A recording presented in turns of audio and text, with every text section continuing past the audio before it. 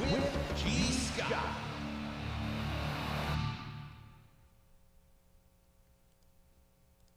He needs no introduction.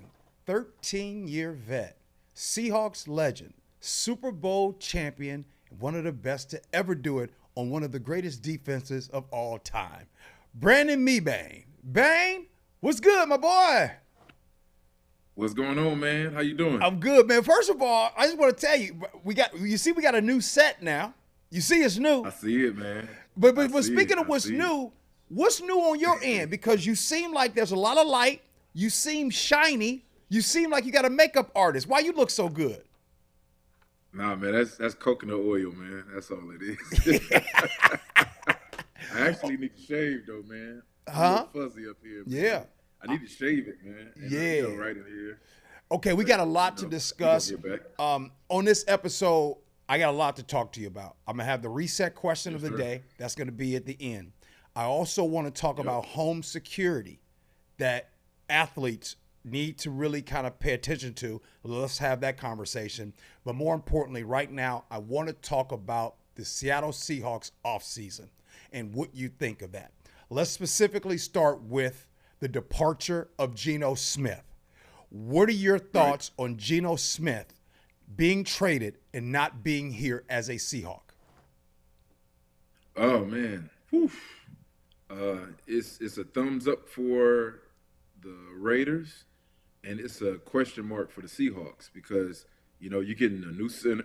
Not a new center. You get a new offensive coordinator, get a new receiving core pretty much. You're getting an offensive line that you're not really like positive about. I think they're not bad as people talk about, but I think you still need to get a couple guys out of free agency, some veteran guys, to teach the younger guys how to fish. Wait. Hold on. Without beating around the bush, we're going to get right to it. Because I just heard what you said, and in layman's term, this is what you just said. You basically just said there's a good chance that the Seahawks offense won't be as good as it was last year. Is that what you just said? We don't know that. It's as a fan, we could sit up here and be like, yay, we onto something. But it's a whole new regime, It's a new offensive coordinator. You got new players. You got new quarterback. We don't know. Don't nobody know. I mean, we can sit up here and hope that it'll be good, but as we can see every year in the NFL, everybody's not good. What you think about Sam Darnold? Sam Darnold been in, this is like season number 7. He's 27-ish years old, coming from the Minnesota Vikings, had his best year of his career. What's your thoughts on Sam Darnold? Well, Sam Darnold, he had an excellent season with the Minnesota Vikings, but we also gotta take in this consideration. The Vikings have 2 number 1 receivers. One arguably probably the best receiver in the NFL, Justin Jefferson. He had a great offensive coordinator. He had a great offensive line, and it was just a well-oiled machine there. So, and also a great running back. So it was just everything was in place for him to have success. And he was successful. They also added Cooper Kupp from the Rams. You're down in L.A. You've gotten to see Cooper Kupp and the Rams, and you like the Rams, by the way. One of the teams that you keep saying is a really good team. What's your thoughts on the Seahawks picking up Cooper Kupp? I thought they could have kept Lockett, in my opinion. But they're both about the same age. Aren't they both about the same age? I think Lockett's a little older, but I'm hearing you. Mm-hmm. But as far as like play style, Lockett, to me, I would say Lockett is better. Wait. Let me say it. You're saying that you think Tyler Lockett is better than Cooper Kupp? He can do more. I mean, look at his career. He done more. He can do way more, right? Mm-hmm. If you throw the ball to Lockett as much as they threw the ball to Cooper Kupp out here in the Rams, Lockett has been proven to do the same as well. I don't know. I don't see what was if this was an upgrade. I don't think so. You know what stood out to me is Cooper Kupp has only had 2 1,000-yard receiving seasons. That blew me away. Right. When I heard that. Right. So Yeah, you might not be far off. What the biggest topic right now, because I'll tell you right now what a lot of fans, Seahawks fans, are talking about, Bane. And they're talking about, they feel good about, okay, Sam Darnold, great. Cooper Kupp, great. Wide receiver situation, great. New offensive coordinator. They all are feeling good about those things. But right now, where turbulence happens amongst most people is addressing the offensive line, right? They have been talking about John Schneider, GM, addressing the offensive line. Look, all 32 teams are trying to address their offensive line. We saw what the Eagles did to the Kansas City Chiefs. So what is the recipe, Bane, to addressing the offensive line? Because it can't just be draft this or pick up that. What is it? I would say scheme. Understanding the player's weaknesses, understanding the player's strengths. And, you know, when you have 3 offensive coordinators in 3 years, you know, you're going to get 3 different opinions or 3 different philosophies on how they want to use the quarterback, how they want to use the offensive line, the routes they want to use to throw to the receivers, how they want to run the ball.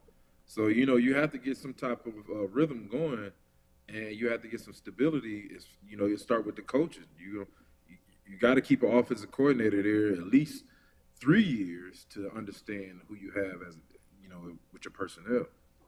So most of the time, does it take a minute? Because, I mean, obviously you played the game 13 years, and you keep referencing a new offense, right? Are you saying since you watched and played the game that usually it takes a little while for an offense to really get going with a new offensive coordinator? Is that what you're saying? I think it takes a while, not only offense, defense, special teams. It takes a while for all 3 phases, you know, because you have to, as a coach, you have to understand your personnel, and as a player, you have to understand what your coach is calling and when he's going to call it, and kind of anticipate why he's calling it, and, you know, just when, where, and why. So with the defense, speaking of defense, I want to go back to your time with the LOB, right? Gus Bradley was your defensive coordinator to kind of, I mean, you've had when Pete Carroll. He came in 2009. He came there. He was actually there with Jim Moore's year, right? And he was one of the people that was kept along the way, along with DQ, Dan Quinn, right? Right. So did it take a while for you guys to get that defense? Yeah, you know, the defense were very similar my first 2 years with Mike Holmgren. Our defensive coordinator was John Marshall. So it was kind of similar, you know, as far as like playing the game, it was very similar. The terminology was a little bit different. Mm-hmm. All this stuff came from San Fran, you know, because John Marshall and Mike Holmgren have San Fran ties, as well as Pete Carroll has San Fran ties. So a lot of that defense and all that stuff, the terminology, it came from San Francisco back in, what did you say, the 80s, before I was born. Right. Oh, well, I was born in 85.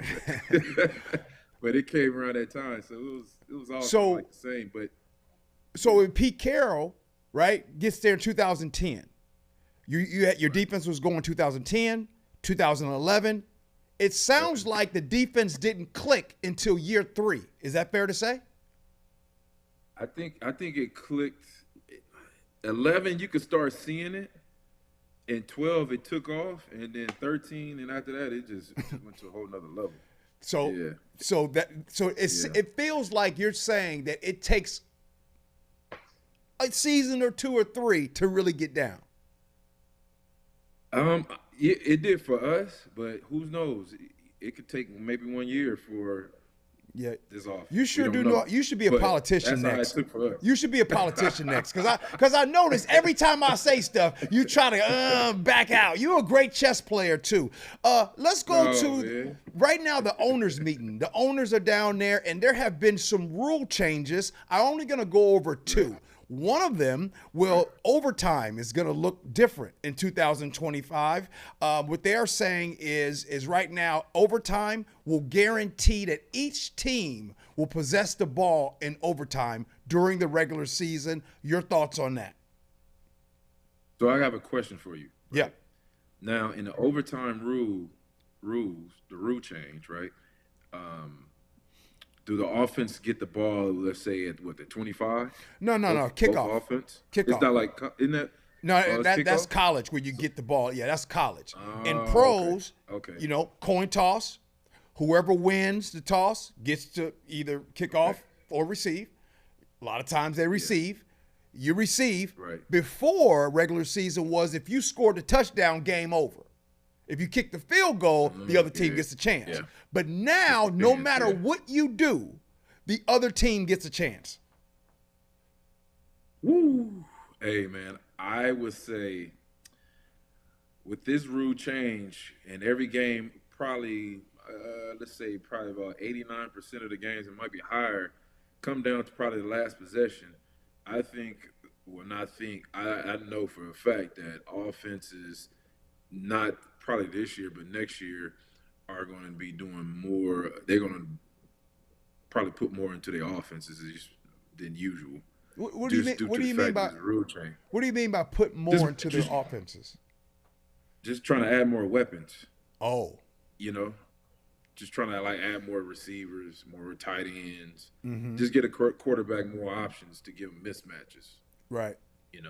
During that time, because I would say probably in that time, a lot of teams probably won't really run the ball because in that situation you don't really have a clock, though, right? It probably. No, you got a clock. You got a clock. 8 minutes. So it's probably let's say they'll cut it in half. Let's say it's 8 minutes probably. No, it's a regular. It's a regular overtime. Was it 10?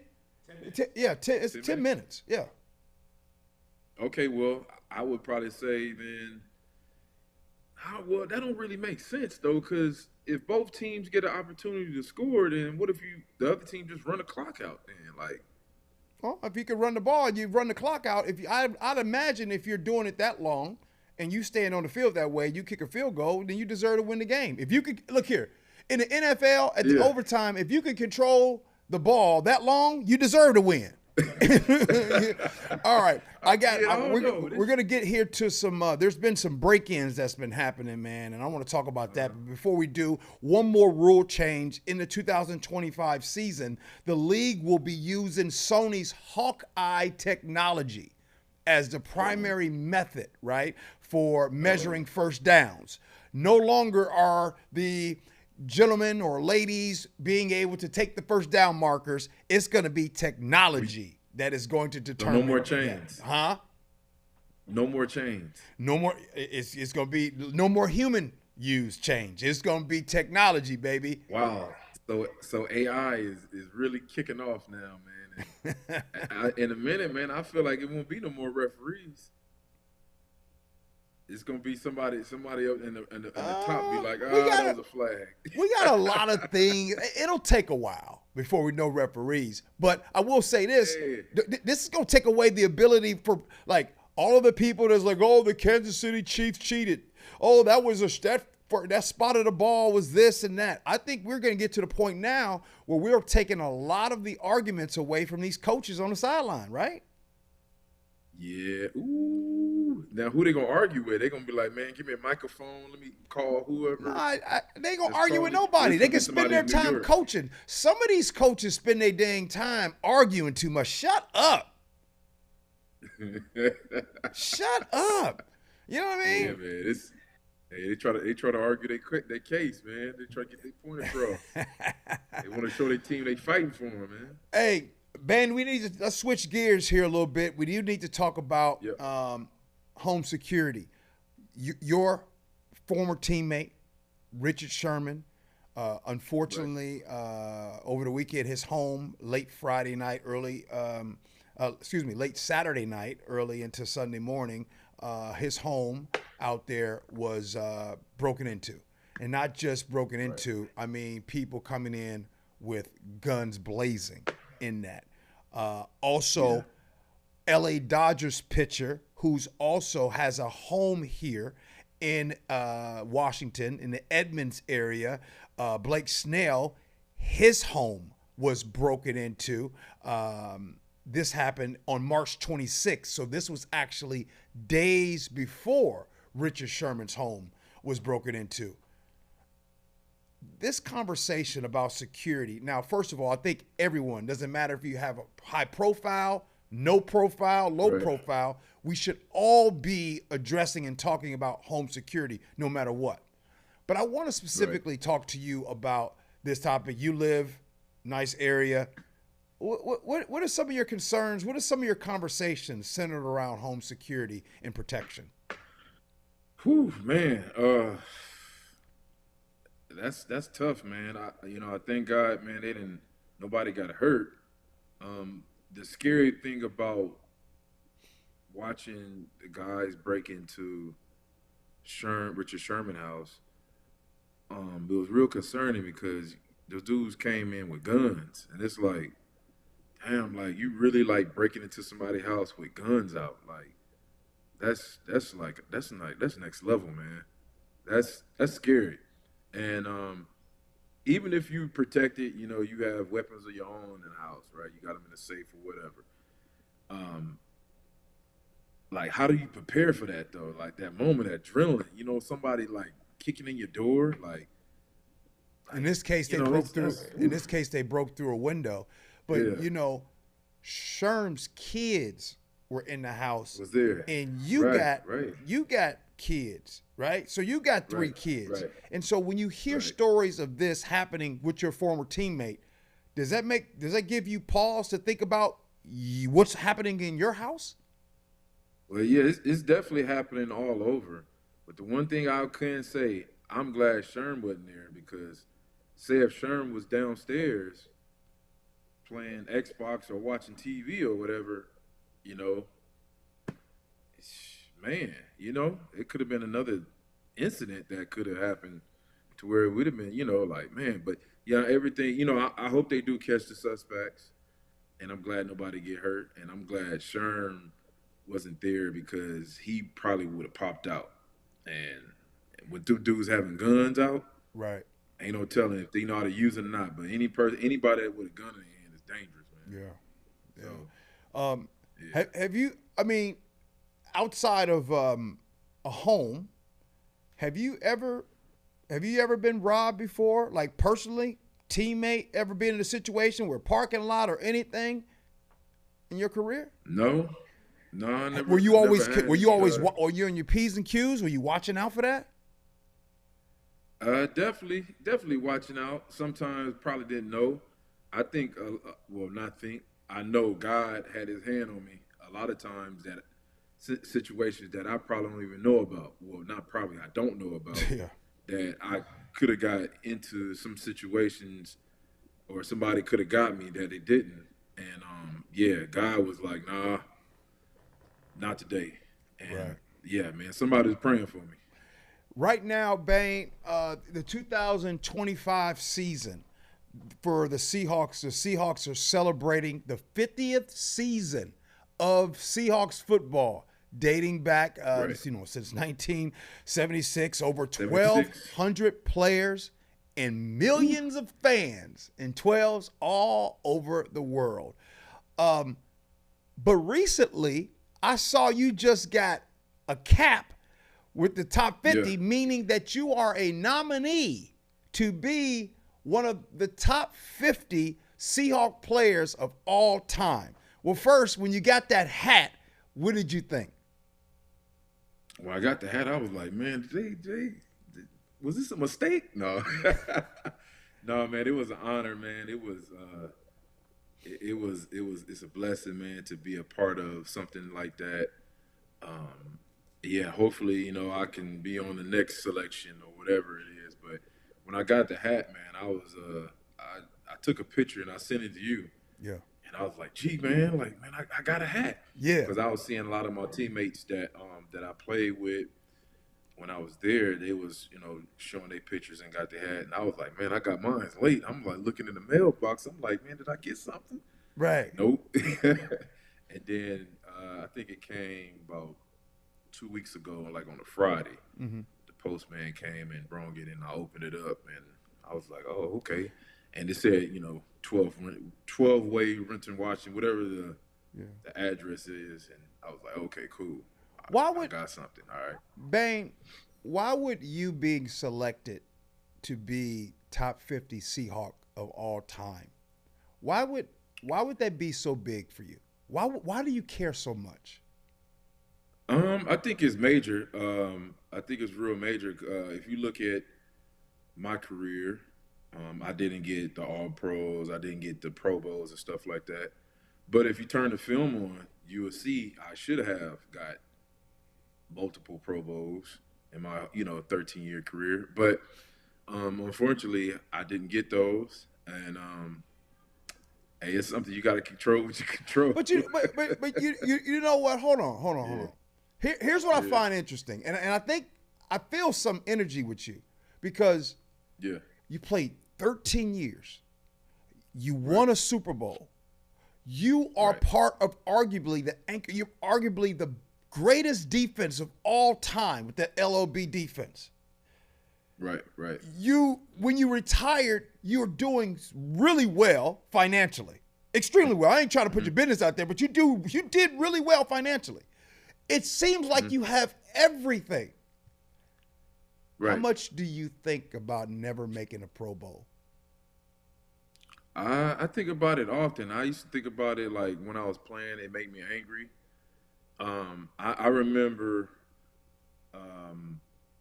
when they used to wanted me to do the podium, right? And I figured, I'm like, that's probably was my way of making the Pro Bowls, was talking on the podium before practice, right? But for me to do that, I couldn't do it because the reason why I couldn't talk to the media before practice is because the media was going to either tell you what you wanted to hear, what you didn't want to hear, or they was going to tell you, ask you something about your next opponent, right? So my philosophy, my thing was I didn't want to stand in front of the podium and use that energy, smile, get angry, or whatever, and then try to go out and fight during practice. I couldn't do it. I was like, it was either one or the other. Either I was going to show my teeth or I was going to get my teeth knocked out in practice. So I had to keep that mentality. Like, man, I can't, not trying to be disrespectful to the media department, but I had a goal in mind. And in order for me to be angry and to be focused, ready to take some and give some, I couldn't half step, because it was a battle in practice, man. It was no joke, them doubles, staying square, using my technique and everything. It was on. So that was my way of staying focused and trying to execute my assignment. But it goes to show everybody listening that money ain't everything. Money don't. There's always something that we wish was better. You know what I mean? Like for me, Bane, I wish I was a little thinner. Hey, you getting down though? I'm getting there. I'm getting there. But it just goes to show you everybody ain't perfect. So I wanted to start something off with you, Bane, and because we're always talking about football or sports in general, but I want to do a new thing that I'm going to call it the reset question of the day. Every time I have a guest on, I'm going to ask this question, and it's going to come from left field. So here you go. Where in your life do you feel as if you are the most misunderstood? That's a good question. I would probably say this got something to do with football. I would probably say being a teammate, high school, college, and earlier in the NFL, I didn't talk as much. So people probably misunderstood that I didn't want to fool with them or want to talk to them. I didn't open up to many people as much as I should have. But the reason why I was like that is because I struggled in school, and so I didn't really want to make a whole lot of friends, and so I kept that same mentality in the classroom, on the football field.